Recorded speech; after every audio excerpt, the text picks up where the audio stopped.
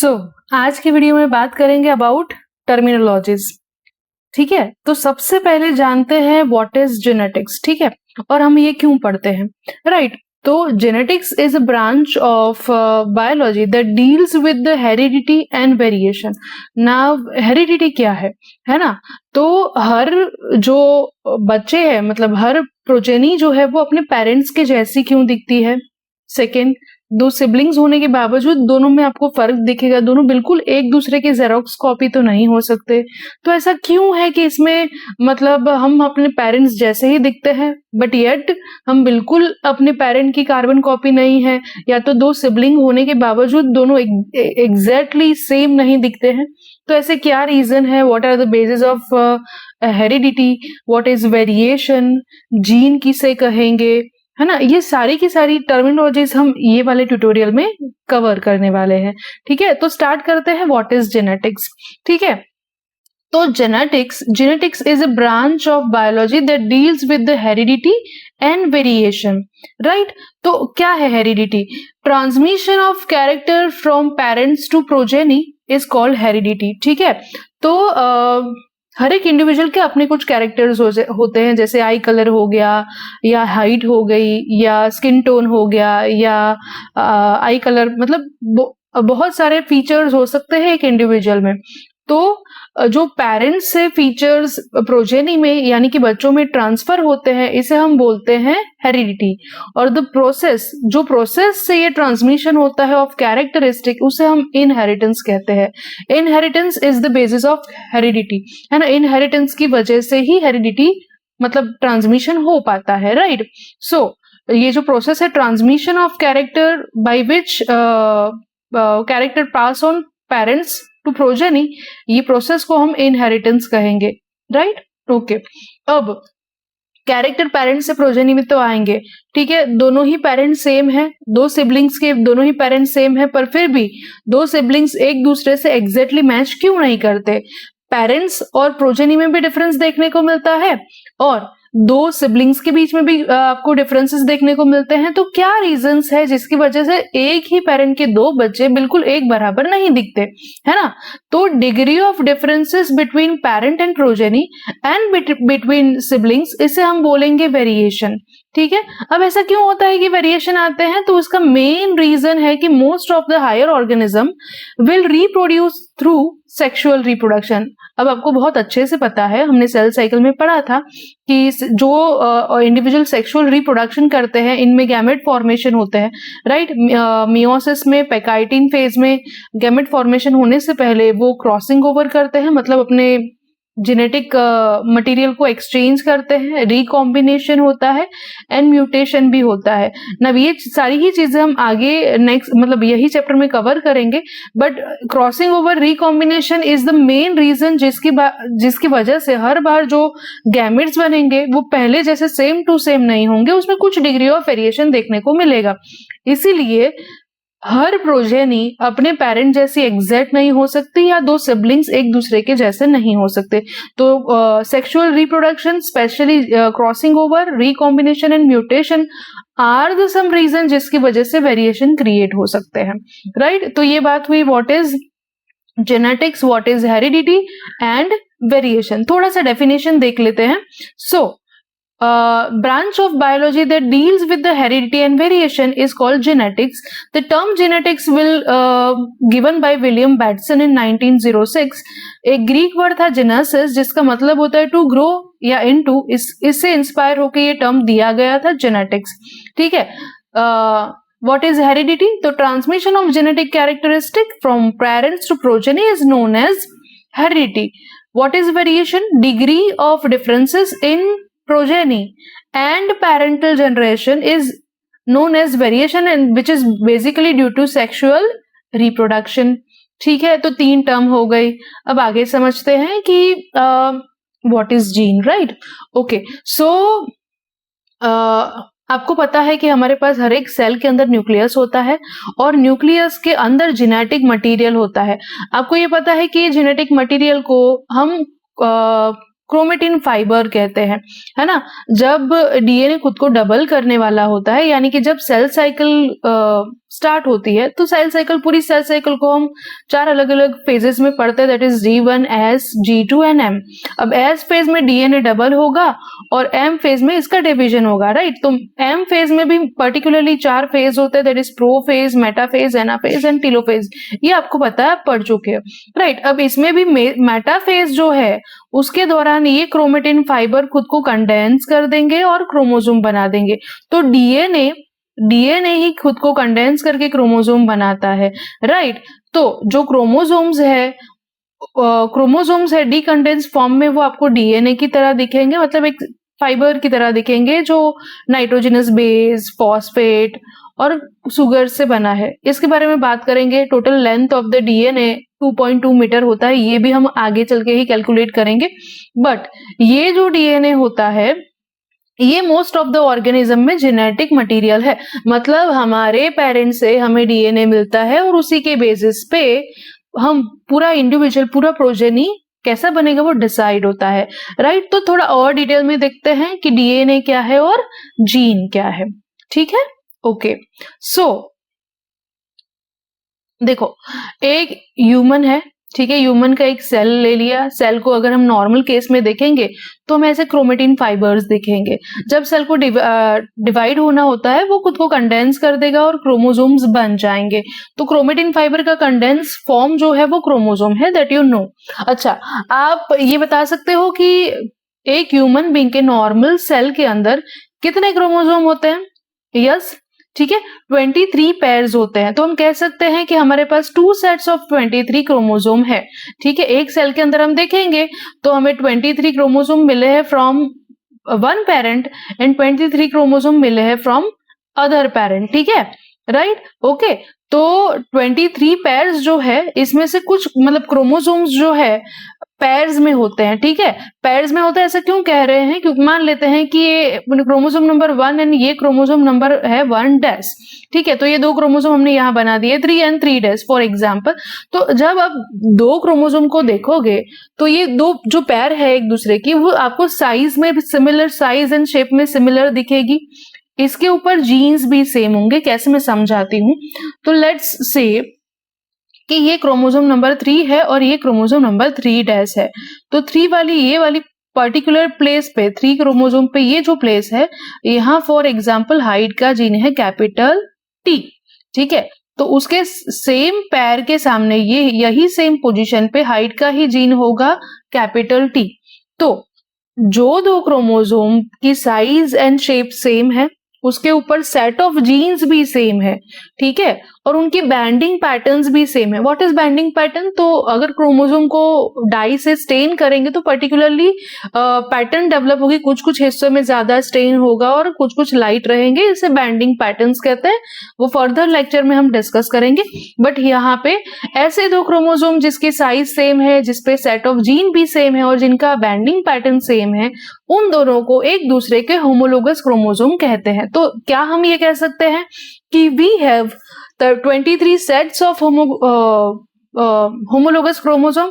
हाँ, in case of female तो हम कह ही सकते हैं, क्योंकि 22 क्रोमोसोम ऐसे है बच्चों कि जो मेल एंड फीमेल में, अगर फीमेल की बात करें तो 23 क्रोमोसोम एक जैसे है, क्योंकि 23rd पे भी आपके पास X एंड X क्रोमोसोम होगा, राइट। और मेल की अगर बात करें तो मेल में 23rd पोजीशन पे X एंड Y होगा। बट जनरली हम ऐसा बोल सकते हैं कि ह्यूमन के हर एक सेल में 23 पेयर्स ऑफ क्रोमोसोम प्रेजेंट है, जिसमें 110% होमोलोगस क्रोमोसोम है, राइट। अगर मेरे सेल में या हमारे सेल, कोई भी एक सेल में 23 पेयर्स ऑफ क्रोमोसोम है, तो ये सेल को हम बच्चों क्या बोलेंगे? डिप्लॉइड सेल, है ना। यानी कि 2 सेट्स ऑफ क्रोमोसोम हमारे पास प्रेजेंट है, तो हम डिप्लॉइड है।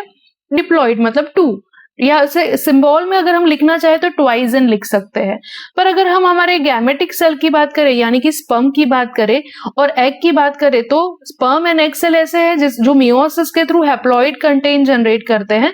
मतलब अगर एग सेल की बात करें या स्पर्म की बात करें तो उसमें एक ही सेट ऑफ 23 क्रोमोसोम होंगे, जिसे हम हैप्लॉइड या सिंगल एन कहेंगे। तो यहाँ हमने कितनी टर्म समझी? What is diploid, that is twice N condition, and what is haploid that is single N condition. Clear है?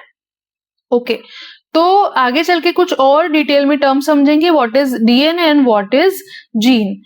ठीक है, तो आपको यहाँ पे मान लीजिए आपका डीएनए सेगमेंट है, ठीक है, उसका एक फंक्शनल यूनिट की बात अगर हम बात करें, एक फंक्शनल यूनिट जो है डीएनए का उसे हम जीन कहेंगे। ठीक है, तो डीएनए का एक टुकड़ा ही समझ लीजिए कि एक फंक्शनल यूनिट या फ्रेगमेंट ऑफ डीएनए को इतना सा जो सेगमेंट है वो आपके आई कलर के लिए या आपकी हाइट के लिए कोड कर रहा है। ठीक है, तो इसे हम क्या बोलेंगे, सेगमेंट ऑफ डीएनए या फंक्शनल सेगमेंट ऑफ डीएनए, जिसे हम जीन कहते हैं। राइट, तो डीएनए का एक टुकड़ा जो एक पर्टिकुलर प्रोटीन को कोड कर सकता है, उसके लिए हमने वर्ड दिया है जीन। जीन को हम फंक्शनल सेगमेंट ऑफ डीएनए या यूनिट ऑफ इनहेरिटेंस भी कहते हैं। अब ये टर्म जो है जीन वो जॉनसन ने दिया था, अर्लियर मेंडल ने इसे फैक्टर कहा था, पर लेटर ऑन हमने जॉनसन ने एक वर्ड दिया दैट इज जीन। ठीक है, तो जीन को हम ऐसा कह सकते हैं कि डीएनए का एक टुकड़ा है। लेट्स फॉर एग्जाम्पल समझो कि हमारे पास पहले क्रोमोसोम पे एक सेगमेंट है जो हमारे आई कलर के प्रोटीन को बनाता है। ठीक है, तो डीएनए का एक टुकड़ा पहले डीएनए का ये जो सेगमेंट है वो खुद को आरएनए में कन्वर्ट करेगा और आरएनए खुद को कन्वर्ट करेगा इनटू प्रोटीन। तो डीएनए से ट्रांसक्रिप्शन होके आरएनए बनेगा, आरएनए से ट्रांसलेशन होके प्रोटीन बनेगा। तो आई कलर का प्रोटीन कैसे बनना है और कैसा बनेगा ये हमारे लिए कोड करता है एक पर्टिकुलर जीन। तो जीन प्रोटीन के एक्सप्रेशन को कंट्रोल या रेगुलेट करता है, ऐसा हम कह सकते हैं। ठीक है, तो बच्चों यहाँ पे एक टर्म समझ आ गई कि डीएनए का एक फंक्शनल यूनिट ये आपके अलग अलग कैरेक्टर को, जैसे कि आई कलर के लिए अलग जीन हो गया, हाइट के लिए अलग जीन हो गया, हेयर टेक्सचर के लिए अलग जीन हो गया, या प्लांट की बात करें तो प्लांट के सीड कलर के लिए अलग जीन हो गया। तो हर एक फीचर या कैरेक्टर को एक्सप्रेस करने के लिए डीएनए का एक सेगमेंट लगता है और हर एक सेगमेंट को हम जीन ऑफ डीएनए कहते हैं। ठीक है, ओके, नाउ बात करेंगे about character. Now what is the character, है ना, कैरेक्टर क्या है ना। तो character is a feature of individual, जैसे कि पहले ही बताया, आई कलर एक फीचर हो गया, हाइट एक फीचर हो गया, सीड कलर एक फीचर हो गया। तो ये सारे के सारे कैरेक्टर है ना। एक कैरेक्टर की बात करेंगे that is I colour of an individual. ठीक है, तो समझ लीजिए कि आप अगर अपने पॉपुलेशन में देखेंगे, किसी की आंखें आपको ब्लैक दिखेगी, किसी की ब्राउन दिखेगी, किसी की ग्रे दिखेगी, है ना। तो ये सारे कैरेक्टर हो गए दैट इज आई कलर। पर हम किसी एक इंडिविजुअल की बात करें तो किसी की आंखें या तो ब्लैक हो सकती है या तो ब्राउन हो सकती है ना। एक साथ ये पॉसिबल ही नहीं है कि सेम इंडिविजुअल की आंखें जो है आपको ब्लैक भी दिखे, है ना, आपको ब्लैक भी दिखे, आपको ब्राउन भी दिखे, है ना, ये पॉसिबल नहीं है ना। तो या तो आपकी आंखें ब्लैक हो सकती है या तो आपकी आंखें ब्राउन है। फॉर एग्जाम्पल मेरी आंखें अगर ब्लैक है ना, तो ब्लैक कैरेक्टर है आई कलर, पर मैंने कौन सा कैरेक्टर इनहेरिट किया, तो मैंने इनहेरिट किया ब्लैक, तो ब्लैक मेरा ट्रेट हो गया। तो जो इनहेरिटेड कैरेक्टर होते हैं उसे हम क्या बोलते हैं, ट्रेट बोलते हैं। क्या ये आपके लिए क्लियर है? कैरेक्टर मतलब feature of individual and trait मतलब इनहेरिटेड कैरेक्टर। जैसे कि प्लांट हाइट एक कैरेक्टर हो गया और टॉलनेस एंड ड्वार्फनेस एक ट्रेट हो गया, सीड कलर एक कैरेक्टर हो गया, येलो सीड या ग्रीन सीड एक ट्रेट हो गया। राइट, तो हमने तीन चीजें समझी, that is what is gene, what is character and what is trait. ठीक है, okay. So what is character? Feature of an individual, height, I colour, ये कैरेक्टर है। इनहेरिटेड वेरिएंट ऑफ कैरेक्टर, ये ट्रेट है, जैसे कि टॉलनेस ट्रेट हो गया, शॉर्टनेस या ड्वार्फनेस ट्रेट हो गया, है ना। What is gene? तो मेंडल ने इसे फैक्टर कहा था, बट इन 1909 जॉनसन ने टर्म दिया gene. Gene is a unit of inheritance या segment of DNA that produce protein या पेप्टाइड। ठीक है, और जीन ही है जो कैरेक्टर को कंट्रोल करते हैं।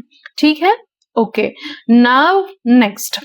ओके, अब देखो, मान लेते हैं हमारे पास फर्स्ट क्रोमोसोम के दो पैर है। ठीक है, तो क्रोमोसोम के पास क्रोमोसोम का सेगमेंट या डीएनए का सेगमेंट हमारे लिए जीन है ना। मान लेते हैं हमारे पास एक जीन की दो कॉपी है। ये वाले क्रोमोसोम पे जीन की कॉपी है कैपिटल टी, और ये वाले क्रोमोसोम पे मान लेते हैं कैपिटल टी भी हो सकती है ना। दूसरा केस ये हो सकता है, यहाँ कैपिटल टी है बट यहाँ स्मॉल टी है।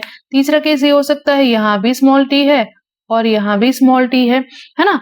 तो हर एक इंडिविजुअल के पास अपने कैरेक्टर को एक्सप्रेस करने के लिए दो अल्टरनेटिव फॉर्म्स होते हैं जीन्स के, जिसे हम बोलेंगे अलील्स। ठीक है, अलील को एलोमॉर्फ भी कह सकते हैं। तो व्हाट इज अलील, है ना। तो अल्टरनेटिव फॉर्म ऑफ जीन को हम अलील या एलोमॉर्फ कहेंगे। ठीक है, हमारे पास दो तरह के अलील हो सकते हैं। एक अलील ऐसा है जो हर वक्त अपने आप को एक्सप्रेस करेगा, जैसे हाइट ऑफ प्लांट एक कैरेक्टर हो गया, इसके हमारे पास दो जीन है, एक है कैपिटल टी और एक है रेसेसिव टी।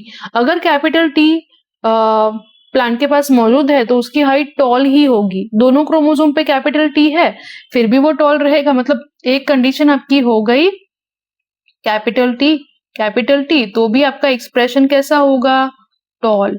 और आपकी कंडीशन ऐसी है कैपिटल टी स्मॉल टी तो भी एक्सप्रेशन कैसा होगा, टॉल। दोनों ही केस में अगर आपके पास एक भी कैपिटल टी प्रेजेंट है, यानी कि एक भी डोमिनेंट अलील प्रेजेंट है, तो प्लांट की हाइट कैसी होने वाली है, टॉल।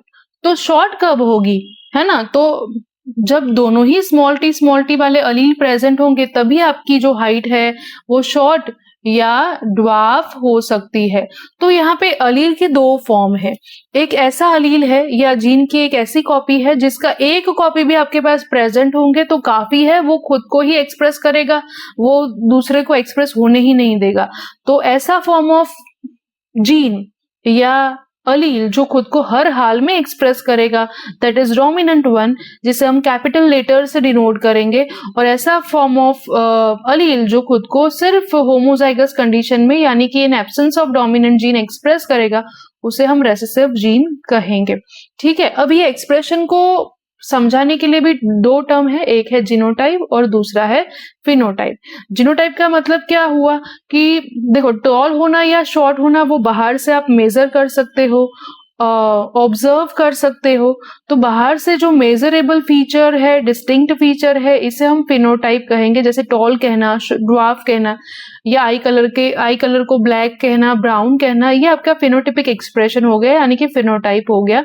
बट टॉल होने की वजह क्या है, तो मेरे पास दो अलील है कैपिटल टी, या तो मेरे पास दोनों डिफरेंट यानी कि हेटेरोजाइगस कंडीशन है कैपिटल टी स्मॉल टी। तो जो जेनेटिक कॉन्स्टिट्यूशन है, अंदर जो जीन है, जेनेटिक कॉन्स्टिट्यूशन को हम जीनोटाइप कहते हैं, और फिजिकल एक्सप्रेशन यानी कि ऑब्जर्वेबल कैरेक्टरिस्टिक को हम फिनोटाइप कहते हैं। तो आइए देखते हैं। ओके, सो यहाँ पे पहले हमने पढ़ा लोकस यानी कि fix position of gene on chromosome, इसे हम लोकस या लोसाई कहते हैं। Dominant allele, one pair of allele express itself in homozygous या हेटेरोजाइगस कंडीशन, जो हर हाल में खुद को एक्सप्रेस करेगा, that is dominant allele. And allele that express itself only in homozygous condition, यानी कि in absence of dominant one, उसे हम रेसेसिव अलील कहेंगे। ठीक है, ओके। सो जीनोटाइप की बात करते हैं। तो genetic makeup of an individual, जैसे कि यहाँ कैरेक्टर ले लेते हैं हाइट ऑफ प्लांट, तो आपको दिखावे से दिखता है कि प्लांट या तो टॉल है या तो ड्वार्फ है। तो डिस्टिंक्ट ऑब्जर्वेबल मेजरेबल कैरेक्टरिस्टिक को हम फिनोटाइप कहेंगे। बट अंदर से वो कैपिटल टी स्मॉल टी है, तो ये इसका जेनेटिक कॉन्स्टिट्यूशन हो गया। यह स्मॉल टी है, ये भी उसका जेनेटिक कॉन्स्टिट्यूशन हो गया। तो genetic constitution of an individual जो आपको बाहर से नहीं दिखेगा कि एक प्लांट टॉल है तो क्या उसके पास दोनों ही जीन कैपिटल टी है, क्या उसके पास एक जीन कैपिटल टी है और दूसरा स्मॉल टी है, कि आपको बाहर से नहीं दिखेगा, राइट। ओके, तो ये इनका जेनेटिक कॉन्स्टिट्यूशन है जो बाहर से ऑब्जर्व नहीं हो सकता। ये उनके जीन की कौन से जीन इनके पास अवेलेबल है वो है, राइट। पर फिनोटाइप आपको बाहर से दिखेगा कि भाई प्लांट है तो टॉल है कि ड्वार्फ है, या आई कलर है तो ब्लैक है कि ब्राउन है। ठीक है, ओके। तो यहाँ पे क्लियर हुआ what is genotype and what is phenotype. ठीक है, अब अगर हमारे पास डोमिनेंट कैरेक्टरिस्टिक है बट दोनों ही डोमिनेंट है कैपिटल टी, तो क्योंकि दोनों एक जैसे है यानी कि होमोजाइगस, दोनों ही डोमिनेंट वन है यानी कि होमोजाइगस डोमिनेंट। ठीक है, अगर प्लांट के पास दोनों ही कैरेक्टर स्मॉल टी है यानी कि दोनों होमोजाइगस तो है पर कैसे है, रेसेसिव। ठीक है, तो अगर कोई प्लांट है या कोई इंडिविजुअल है जिसके पास दोनों ही डोमिनेंट है अलील या दोनों ही अलील रेसेसिव है, तो वैसे प्लांट्स को प्योर लाइन्स कहते हैं कि अपने जीन्स के लिए वो प्योर है, क्योंकि उसके पास दो अलग अलग तरह के अलील्स नहीं है, दोनों सेम तरह के अलील है ना। तो आपने एक टर्म समझी, दैट इज होमोजाइगस डोमिनेंट। अगर कोई भी इंडिविजुअल के पास दोनों ही अलील या तो डोमिनेंट है या तो रेसेसिव है, तो वो कंडीशन को होमोजाइगस कहते हैं। या तो कोई प्लांट ऐसा है जिसके पास एक डोमिनेंट कंडीशन है पर दूसरी रेसेसिव कंडीशन है, तो दो अलग अलग तरह के अलील होने की वजह से अलग अलग यानी कि डिफरेंट यानी कि हेट्रोजाइगस कंडीशन कहते हैं, जब एक डोमिनेंट वन है और एक रेसेसिव वन है। ठीक है, तो होमोजाइगस क्या होता है? होमोजाइगस अलील या homozygous dominant and homozygous recessive हमने समझा, एंड दूसरा समझा हेट्रोजाइगस। नाउ एक टर्म और है, दैट इज हेमीजाइगस। ठीक है, अब हमने होमोलोगस क्रोमोसोम तो समझे, but in male 23rd chromosome जो होते हैं वो होते हैं सेक्स क्रोमोसोम, जिसमें दो अलग अलग तरह के क्रोमोसोम होते हैं। फॉर एग्जाम्पल, एक क्रोमोसोम जो है वो कुछ ऐसा है जिसे हम एक्स क्रोमोसोम कहेंगे, और दूसरा बिल्कुल अलग शेप एंड साइज का है जिसे हम वाई क्रोमोसोम कहेंगे, क्योंकि दोनों के शेप एंड साइज ही अलग है, दोनों पे पाए जाने वाले जीन के सेट्स भी अलग है, इसलिए इनको हम हेमीजाइगस कहेंगे, हेट्रोजाइगस ना कहते हुए या होमोजाइगस ना कहते हुए हेमीजाइगस कहते हैं। Right, okay. तो यहाँ पे हमने समझ लिया what is homozygous condition, what is heterozygous condition and what is hemizygous condition। ठीक है, so this is all about the terminology जो हम future videos में use करेंगे, and next series में we will discuss about Mendelian genetics। so stay tuned। I hope आपको ये video समझ आया होगा, है ना। अगर आपको समझ आया है तो kindly hit the like button, share it with your friends and subscribe to our YouTube channel। Thank you।